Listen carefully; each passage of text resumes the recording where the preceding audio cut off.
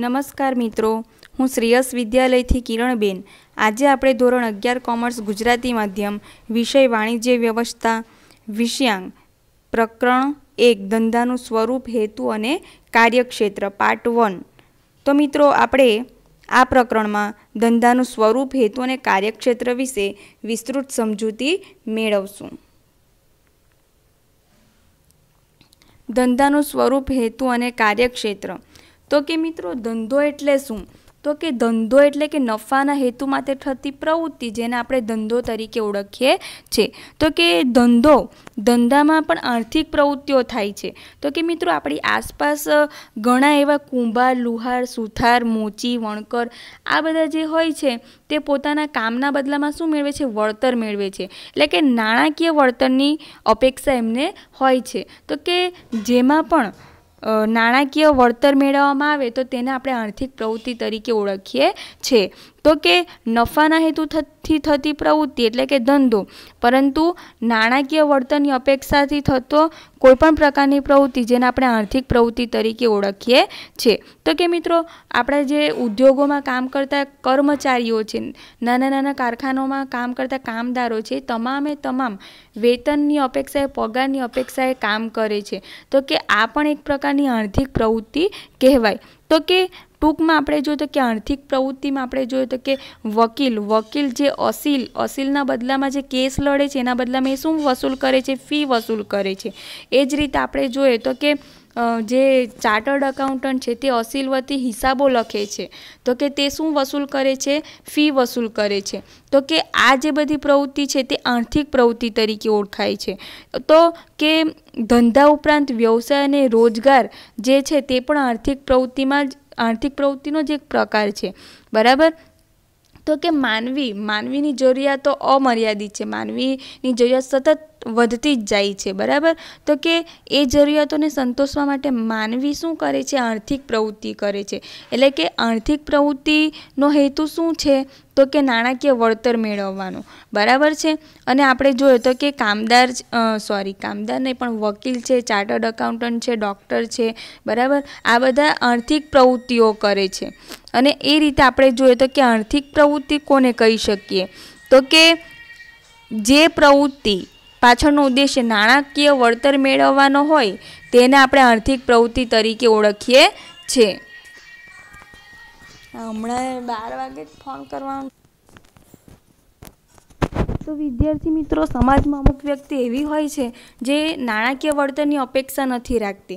એટલે કે સમાજમાં અમુક વ્યક્તિઓ નાણાકીય વળતરની અપેક્ષા વગર જે પ્રવૃત્તિ કરે છે તેને આપણે બિનઆર્થિક પ્રવૃત્તિ તરીકે ઓળખીએ છીએ. તો કે એવી કઈ વ્યક્તિ, બરાબર, કે જે નાણાકીય વળતરની અપેક્ષા નથી રાખતા? તો કે એવી વ્યક્તિઓમાં આપણે જોઈએ તો કે સમાજસેવક જે હોય છે તે સમાજ સેવાના ઉદ્દેશ્યથી જ કામ કરે છે. કોઈ નાણાકીય વળતરની અપેક્ષા રાખતા નથી. તો કે એ જ રીતે આપણે જોઈએ તો કે ધરતીકંપ, ભૂકંપ આવે છે ત્યારે કેટલાક બચાવ કામગીરીમાં એટલે કે રાહત કાર્યમાં જોડાય છે. બરાબર. એ જ રીતે આપણે જોઈએ તો કે માતા પોતાના બાળકનો ઉછેર કરે તો કે પોતાના બાળકના ઉછેર કરવા માટે એનો કોઈ સ્વાર્થ હોતો નથી, કોઈ હેતુ હોતો નથી. એટલે કે નાણાકીય વળતરનો હેતુ હોતો નથી. તો કે આવી જે પ્રવૃત્તિ છે તે બિનઆર્થિક પ્રવૃત્તિ તરીકે ઓળખાય છે. તો કે નાણાકીય વળતરની અપેક્ષા વગર થતી પ્રવૃત્તિ જેને આપણે બિનઆર્થિક પ્રવૃત્તિ તરીકે ઓળખીએ છીએ. તો કે આ રીતે આર્થિક પ્રવૃત્તિનો ઉદ્દેશ્ય આર્થિક ઉપાર્જનનો છે, જ્યારે બિનઆર્થિક પ્રવૃત્તિનો ઉદ્દેશ્ય આર્થિક ઉપાર્જનનો નથી. તો કે આમ આપણે જોઈએ તો કે આર્થિક પ્રવૃત્તિઓ વ્યાપાર અને વાણિજ્યને શું જીવંત રાખે છે. બરાબર. આમ આપણે જોઈએ તો કે આર્થિક પ્રવૃત્તિનો હેતુ શું છે? તો કે નાણાકીય વળતર મેળવવાનો. ધંધાનો ઉદ્દેશ્ય શું છે? નફો મેળવવાનો. અને બિનઆર્થિક પ્રવૃત્તિનો ઉદ્દેશ્ય શું છે? તો કે સેવાનો. બરાબર. તો કે આ રીતે આપણે જોઈએ તો ત્યાર પછી આ ચેપ્ટરમાં આપણે મહત્ત્વના મુદ્દામાં જોઈશું આર્થિક પ્રવૃત્તિ, બિનઆર્થિક પ્રવૃત્તિ, ત્યાર પછી જોઈશું આર્થિક પ્રવૃત્તિ અને બિનઆર્થિક પ્રવૃત્તિ વચ્ચેનો તફાવત અને આર્થિક પ્રવૃત્તિના પ્રકાર. તો કે આર્થિક પ્રવૃત્તિ એટલે શું? તો કે ઇકોનોમિક એક્ટિવિટી. આર્થિક પ્રવૃત્તિ એટલે શું? તો કે આપણે જોઈ ગયા તો કે આર્થિક લાભ કે નાણાકીય વળતર મેળવવાના હેતુથી કરવામાં આવતી પ્રવૃત્તિ એટલે કે આર્થિક પ્રવૃત્તિ. જીવન જીવવા માટે માનવીએ આર્થિક પ્રવૃત્તિ કરવી પડે છે. શા માટે આર્થિક પ્રવૃત્તિ કરવી પડે છે? કારણ કે માનવીની જરૂરિયાતો કેવી છે? અમર્યાદિત છે. માનવીની જરૂરિયાતો વધતી જ જાય છે, જેથી તેને શું જોઈશે? નાણાં જોઈશે. એટલે કે નાણાં મેળવવા માટે તેણે આર્થિક પ્રવૃત્તિ તો કરવી જ પડશે, બરાબર? જેથી નાણાં મેળવી માનવી તેની જરૂરિયાતોને શું સંતોષી શકે. તો કે આપણે આપણી જરૂરિયાતોને સંતોષવા માટે નાણાં તો જોઈશે, અને એ માટે આપણે શું કરવું પડે? આર્થિક ઉપાર્જન કરવું પડે, આર્થિક પ્રવૃત્તિ કરવી પડે. તો કે આથી બધી જ આર્થિક પ્રવૃત્તિને આપણે ફળદાયી પ્રવૃત્તિ કહેવામાં આવે છે. તો કે આર્થિક પ્રવૃત્તિને ફળદાયી શા માટે? કારણ કે આપણને બદલામાં શું મળે છે? નાણાકીય વળતર મળે છે. તો કે આર્થિક પ્રવૃત્તિ કરનાર બીજાની જરૂરિયાતો સંતોષીને પોતાના માટે આર્થિક લાભ મેળવે છે, બરાબર? દાખલા તરીકે ડૉક્ટર દર્દીને સેવાના બદલામાં શું ફી વસૂલ કરે છે? દર્દીને શું જોઈએ છે? તો કે દર્દી જે બીમારીથી પીડાય છે તે બીમારીથી રાહત મેળવવા ઈચ્છે છે. જ્યારે ડૉક્ટરે શું ફી, બરાબર? ડૉક્ટરને પોતાની સેવાના બદલામાં ફી મળે છે. તો કે આ રીતે આપણે જોઈએ તો કે બીજાની જરૂરિયાતોને સંતોષીને પોતાના માટે આર્થિક લાભ મેળવે છે. બીજાને એટલે કોની? દર્દીની જરૂરિયાત શું છે? તો કે બીમારીમાંથી રાહત મેળવવી. તો એની જરૂરિયાતોને સંતોષીને ડૉક્ટર ફી વસૂલ કરે છે. એ જ રીતે વકીલ હોય છે, બરાબર? તે પણ પોતાના અસીલ વતી કેસ લડીને ફી વસૂલ કરે. ચાર્ટર્ડ એકાઉન્ટન્ટ પણ પોતાના અસીલ વતી હિસાબો લખીને ફી વસૂલ કરે. તો અહીં તમને ઉદાહરણ આપ્યા છે. ખેડૂત અનાજનું ઉત્પાદન કરીને, વણકર કાપડનું ઉત્પાદન કરીને, સુથાર ફર્નિચરનું ઉત્પાદન કરીને સમાજના વિભિન્ન વર્ગની જરૂરિયાત સંતોષી તેમાંથી આર્થિક વળતર મેળવે છે. ખેડૂત અનાજનું ઉત્પાદન કરે, કારણ કે જે સમાજનો મોટા ભાગનો જે વર્ગ છે તેને શું ખોરાકની જરૂરિયાત હોય છે. તો કે જરૂરિયાત સંતોષવા માટે ખેડૂતો અનાજનું ઉત્પાદન કરે છે.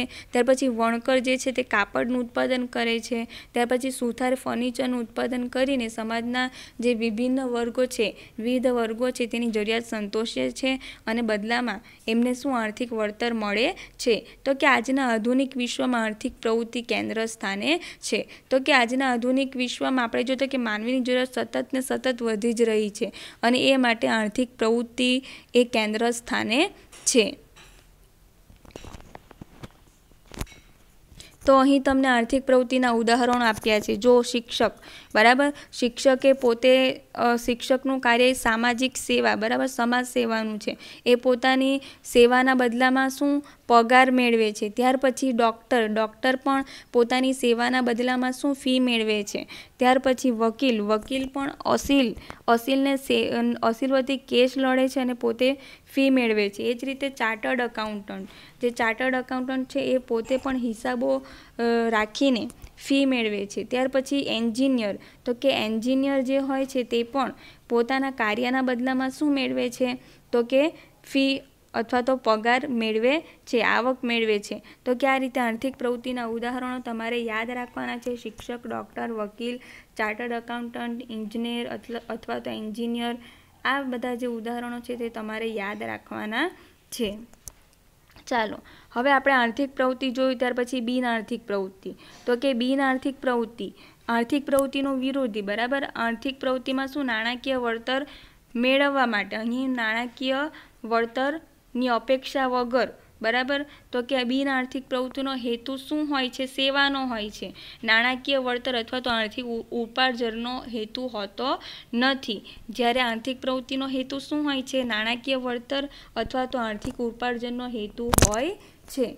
તો તફાવતનો પહેલો મુદ્દો તો થઈ ગયો તમારો, બરાબર? એક તો વ્યાખ્યા, ત્યાર પછી નાણાકીય વળતર હેતુ. નાણાકીય વળતર અથવા આર્થિક ઉપાર્જનનો હેતુ આર્થિક પ્રવૃત્તિમાં છે, જ્યારે બિન આર્થિક પ્રવૃત્તિમાં નથી. સમાજમાં કેટલીક વ્યક્તિઓ નાણાકીય વળતર કે આર્થિક ઉપાર્જન મેળવવાના હેતુ વગર પ્રવૃત્તિઓ કરતા હોય છે. તો કે સમાજની કેટલીક સેવાભાવી જે વ્યક્તિઓ હોય છે જે નાણાકીય વળતરની અપેક્ષા રાખતી નથી. આર્થિક ઉપાર્જનનો હેતુ તેમનો હોતો નથી, પરંતુ શેનો હેતુ હોય છે? સેવાનો હેતુ, બરાબર? સમાજને સેવા પૂરી પાડવાનો હેતુ હોય છે, જેને આપણે બિન આર્થિક પ્રવૃત્તિ, બિન એટલે કે જેનો હેતુ, બરાબર, આર્થિક વળતર મેળવવાનો નથી, આર્થિક ઉપાર્જનનો નથી, જેને બિન આર્થિક પ્રવૃત્તિ તરીકે ઓળખીએ છીએ. તો આ તમારી વ્યાખ્યા થઈ ગઈ કે સમાજની કેટલીક વ્યક્તિઓ નાણાકીય વળતર કે આર્થિક ઉપાર્જન મેળવવાના હેતુ વગર પ્રવૃત્તિઓ કરતા હોય છે જેને બિન આર્થિક પ્રવૃત્તિ કહે છે. ત્યાર પછી તમારે ઉદાહરણો આપી દેવાના, બરાબર. સમાજ સેવક દ્વારા થતી સમાજ સેવાની પ્રવૃત્તિ, માતા દ્વારા પોતાના બાળકને ઉછેરવાની પ્રવૃત્તિ, કોમી એકતા માટે પ્રચાર કરતા કાર્યકરની પ્રવૃત્તિ, ત્યાર પછી ભૂકંપ, સુનામી જેવી કુદરતી હોનારત સમયે અસરગ્રસ્તોને રાહત છાવણીઓમાં સેવા આપતા કાર્યકરોની પ્રવૃત્તિ વગેરેને બિન આર્થિક પ્રવૃત્તિઓ કહી શકાય. આ રીતે તમારે ઉદાહરણો આપવાના.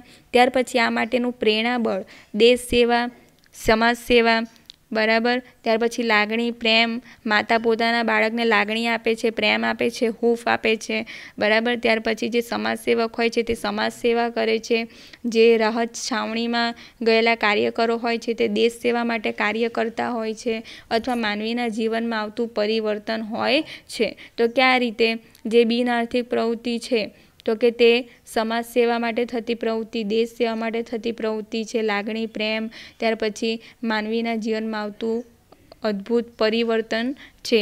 તો કે આર્થિક પ્રવૃત્તિ અને બિન આર્થિક પ્રવૃત્તિ વચ્ચેનો આપણે તફાવત જોઈ ગયા. પહેલો નાણાકીય વળતર મેળવવા માટે અથવા તો આર્થિક ઉપાર્જન માટે થતી પ્રવૃત્તિને અહીં નાણાકીય વળતર કે આર્થિક ઉપાર્જન વગર થતી પ્રવૃત્તિ, બરાબર. તો કે નોન ઇકોનોમિક એક્ટિવિટી આપણે જોઈ, ત્યાર પછી આપણે એનો તફાવત જોઈશું. તો કે આર્થિક પ્રવૃત્તિ અને બિન આર્થિક પ્રવૃત્તિઓ વચ્ચેનો તફાવત.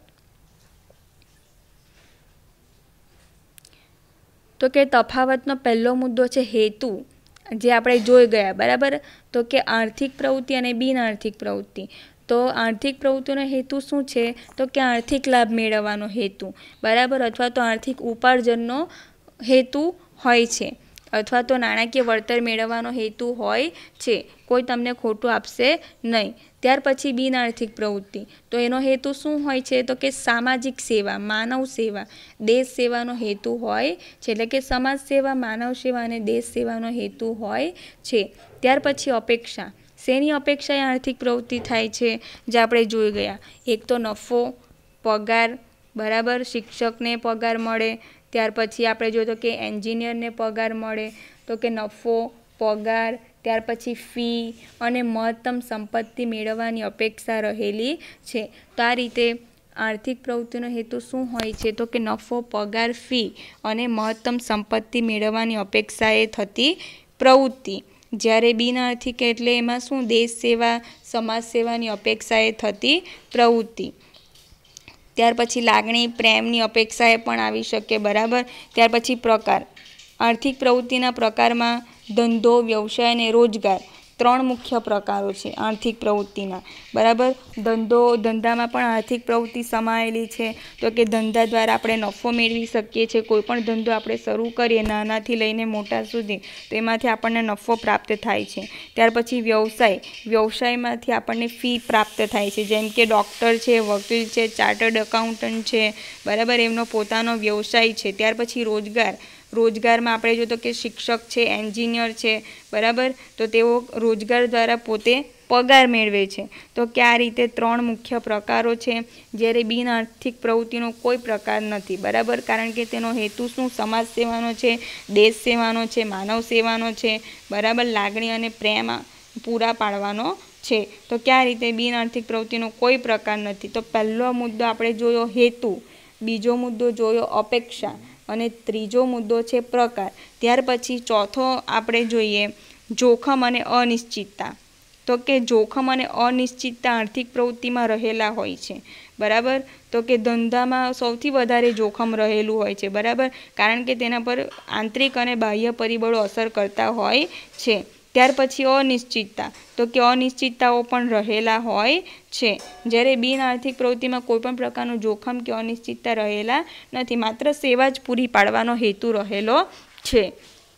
તો આ રીતે આપણે જોઈએ તો કે આર્થિક પ્રવૃત્તિ અને બિન આર્થિક પ્રવૃત્તિઓ વચ્ચેનો તફાવત. ત્યાર પછી આર્થિક પ્રવૃત્તિના પ્રકાર. તો કે આર્થિક પ્રવૃત્તિના પ્રકાર આપણે જોયું ધંધો, વ્યવસાય અને રોજગાર. Thank you. તો આજનું તમારું હોમવર્ક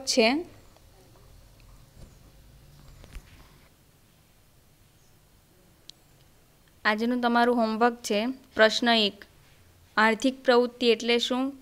પ્રશ્ન 2, બિન આર્થિક પ્રવૃત્તિ એટલે શું? પ્રશ્ન 3, ધંધાને આર્થિક પ્રવૃત્તિ કેવી રીતે કહી શકાય? પ્રશ્ન 4, આર્થિક પ્રવૃત્તિ અને બિનઆર્થિક પ્રવૃત્તિ વચ્ચેનો તફાવત આપો. તો મિત્રો અહીં તમે જે આર્થિક પ્રવૃત્તિ અને બિનઆર્થિક પ્રવૃત્તિ એટલે શું લખશો તો એમાં તમારે ઉદાહરણ પણ લખવાના છે, બરાબર. અને આર્થિક પ્રવૃત્તિ અને બિનઆર્થિક પ્રવૃત્તિના 4 મુદ્દા તફાવતના